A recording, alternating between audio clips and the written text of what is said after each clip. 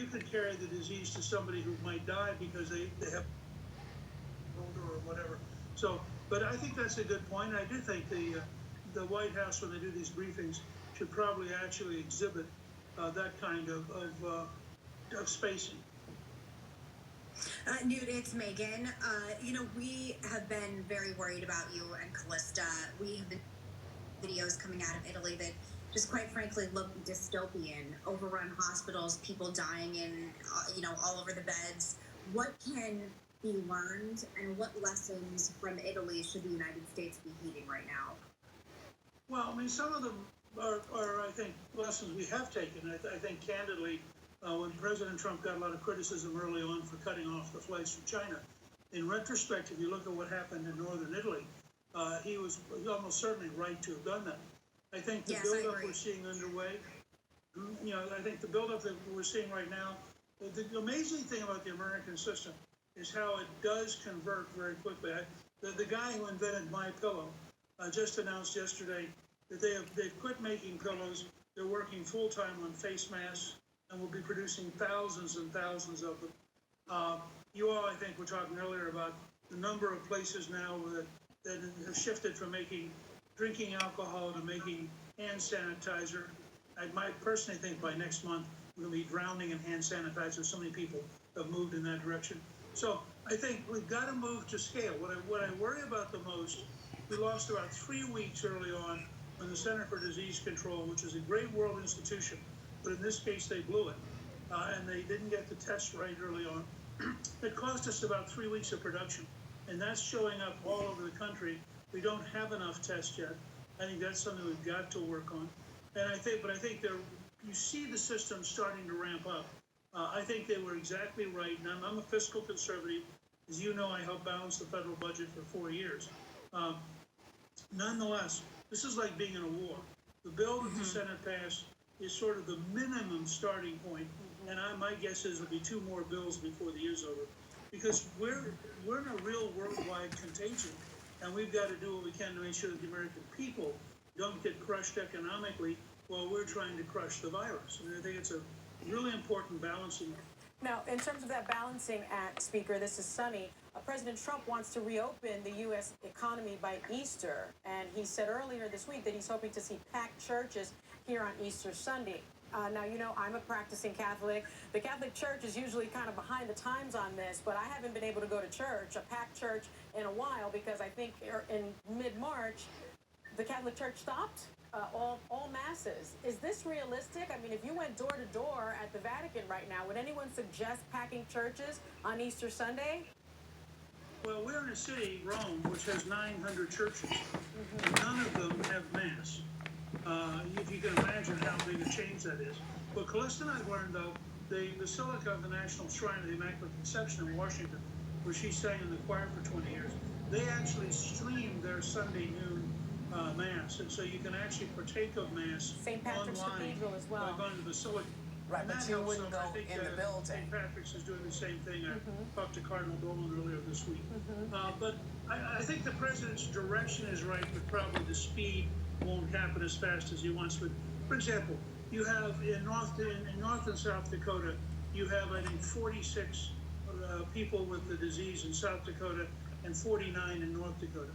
Well, there's no reason to actually close an entire state like that over that side. What you want to do is isolate the people who have the disease, keep them isolated, recognize you got to constantly test. And this is where the failure to have enough tests has been a real problem, I think, because if you look at places like Sweden, which has done a good job of this, they did not go to a total shutdown. Now, frankly, in New York, and I don't know how you would do it in New York City, but you almost have to have a total shutdown. Yeah. When you have the level of virus you now have in Westchester and New York City, the only solution is to go to an Italian kind of total shutdown. Yeah. I have to say one thing before we run out of time, by the way.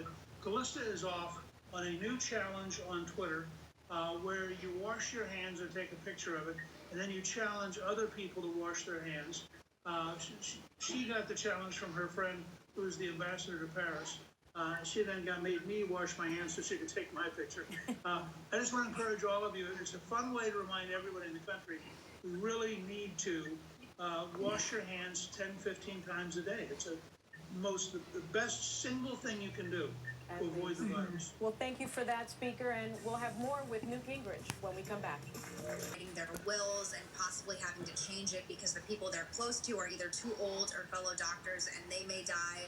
There's hospital physicians that have resorted to wearing garbage bags because they're not getting the right supplies and the right gear. I know I'm furious. I think most Americans are furious. This seems like a referendum on many things, but especially the preparedness we have for crises like this. What do you think went wrong, and what do you think we can all do just as average Americans watching this in horror to help? I think until you've experienced a pandemic like this, you always discount it. Without getting into politics, in the last administration, when we had the H1N1 virus, we used up, I think, an amazing number of masks, and they were told, you really need to go out and buy a bunch of masks. They didn't do it, so the stockpile wasn't rebuilt. In this administration, I think they didn't really mobilize the first couple of weeks. I do a podcast every Sunday, and we had Dr. Fauci on in early February. He knew things were not going right. He knew that this thing coming out of China was dangerous.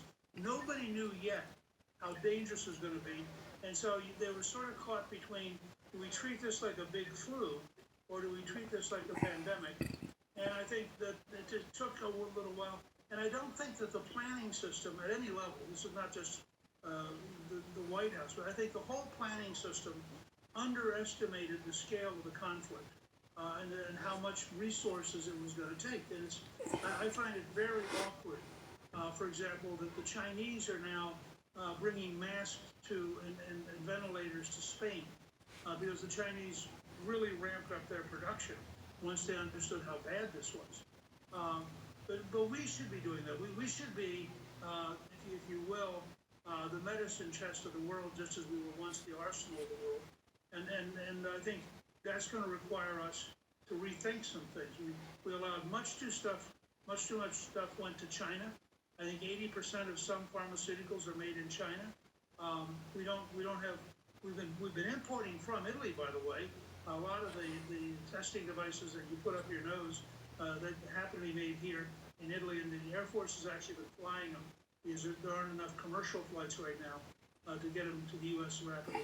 But the supply chain, I think, is probably about 6 weeks behind where you'd like it to be, and they are moving and they're playing catch up. But there's no question, even though we have, I think it's a 90-something page document at the National Security Council that had been written about how do you deal with a pandemic, we didn't follow our own advice and we didn't move at the speed we could have. Well, I hope in the next 6 weeks we will have totally caught up. But I think doctors have every right to be worried. Speaker? There are challenges with this particular virus that makes it very dangerous for doctors. Speaker? Because the masks don't necessarily screen out the particles if they dry out. Speaker, this is much smaller. Speaker, this is Sunny. You know, as we mentioned last night, the Senate did, though, unanimously pass this $2 trillion stimulus bill that I think will be quite helpful to many American families. But several Republican senators are worried unemployment benefits will be so enticing that people will stop working. Senator Graham even implied that the benefits would incentivize well-trained nurses to stay home and collect a check. Do you share their concerns? Sure, I mean, as a practical matter, you have to, as I understand it, there's one part of this where you actually can make more money not working. Well, that's not a very good incentive. You know, I was very much for the bill.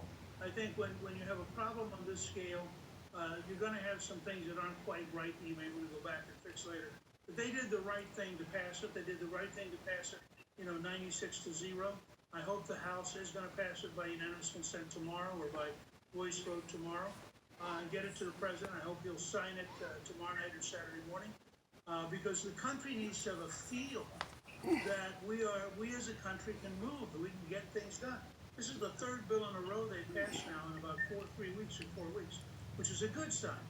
And I think we have to take a deep breath, evaluate all this, should be and ashamed then come of back. I himself. think you'll have 2 more major bills between now and the end of the year. It just in order, as we learn what doesn't work and what has to be fixed. It just seems to me the suggestion that nurses who are on the front line are not going to work and sacrifice the way that they have because they're going to be making a few $100 more is ludicrous. But that's just my opinion. It's insulting. Yeah, I it's think insulting. so. Lindsey Graham should be ashamed of himself to say something like that. And in the middle of all of this. More with Newt Gingrich when we come back. Right now that Americans can barely talk to each other around a dinner table. But I think this virus has been a great equalizer because we are all in this together. I've enjoyed hearing some of the governors applaud each other across the aisle. I would love to hear more bipartisan praise. So what Democrats or who do you think is doing a good job right now tackling this pandemic? Well, let me say, first of all, that I think that when you get 96-0 votes and you get earlier the two other major bills passed, something good is happening. I think the American people are pulling together and realize that this is such a big challenge. We can't afford some of the pettiness. I give Senator Schumer, among the Democrats, I would give Senator Schumer considerable credit for having, over the last 3 or 4 days, worked with the Republican leader, Mitch McConnell, because there was a brief moment when it looked like Nancy Pelosi was going to derail the bill. And I think Senator Schumer realized how important it was to get it done. He got a few things added to improve the bill from his perspective, but they got it done. I'm hoping that on Friday that Speaker Pelosi will have the same bipartisanship, get it through by voice vote and to the president. So I actually think, if you think of the 3 bills we passed in the last couple of weeks, that's a pretty good showing above and beyond the partisan behavior that we've been stuck in. And I think that maybe, if you look also at the president working with some of the governors, or working with Governor Cuomo, working with Governor Newsom, working in Washington State, I mean, those are all 3 Democratic governors. And I think that all of them have said some positive things, that the administration is trying to solve things, it is trying to get things done. So I'm moderately optimistic that we may be entering a period where protecting Americans and defeating the virus is more important than partisan gains. Yeah. Well, Newt, we have to shift gears a little bit because you have a new book out called Shakedown, and I, for one, am looking for any book to read right now. So tell us about it and tell us why it's a good read for quarantine. Yeah, well, I mean, that's exactly, I think, when you get sick and tired of talking about the virus and you get bored sitting around the house, Shakedown is an adventure story. It's about an Iranian general who happens to resemble a lot the general we killed in Iraq a few months ago, has a Russian billionaire oligarch. They get together because they both hate America. The general brings a nuclear weapon, the Russian brings a submarine, and they try to do something which we studied in World War II against Japan, and the Soviets studied in the Cold War against us, and that is see if they could set off a bomb under the ocean so that we create a tidal wave against Baltimore and Washington. And in the book, in Shakedown, we have, I think, 2 really attractive characters. Valerie Mayberry, who is an FBI agent, and Brett Garrett, who is a Navy SEAL who has a very human circumstance. He was in a terrible helicopter crash with burns, and he ended up with an opioid addiction.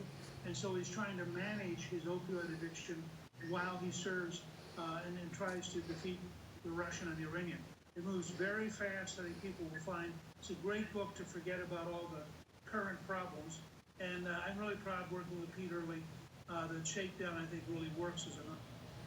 Well, thank you so much. That's I'm sure great. many people do need, as Megan mentioned, something to read during this pandemic. Our thanks to Speaker Newt Gingrich. His new novel, Shakedown, is available now, and we'll be right back.